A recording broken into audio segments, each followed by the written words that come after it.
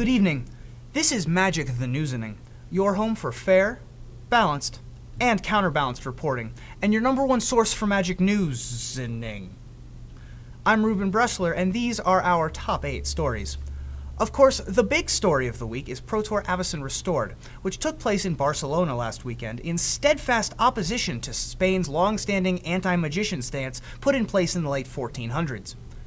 Practitioner of looniesmanship Alexander Hayne won Pro Tour Avicen Restored, and in the process took down the title for Rookie of the Year, secured the top spot for the Canadian national team at the World Magic Cup, and won the Conn Smythe Trophy for being the most valuable player during his run through the playoffs.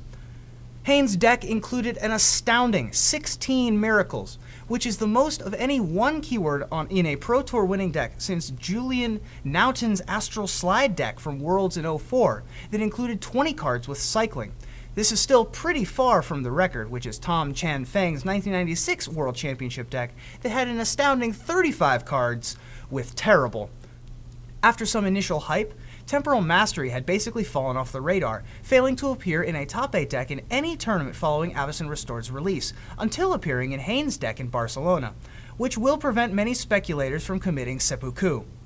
Some of the most played creatures of the weekend were Wolfrear Silverheart and Huntmaster of the Fells, while cards like Stromkirk Noble fared poorly, proving once and for all that Wizards of the Coast is on Team Jacob.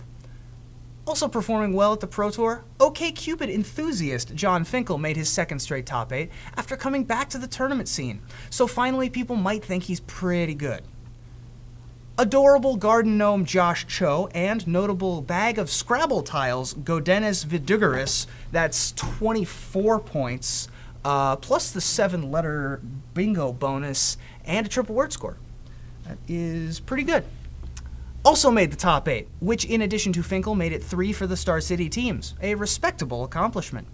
Unfortunately, much like Georges St. Pierre, all those Americans couldn't quite beat one guy from Quebec. Somewhat surprisingly, no member of Team Channel Fireball made the top 8, which is likely a result of the team thinking that they had the sick tech for the tournament, but instead just getting sick. Star City Games put together 2 teams to send to the Pro Tour, SCG Black and SCG Blue, featuring some of the game's most accomplished and recognizable names in Magic history, and also the Blue team. Star City Games Black was a historic team, combining Kai and Finkel on a team for the first time, and they felt right at home in Barcelona since many of the team members already took regular afternoon naps at the home.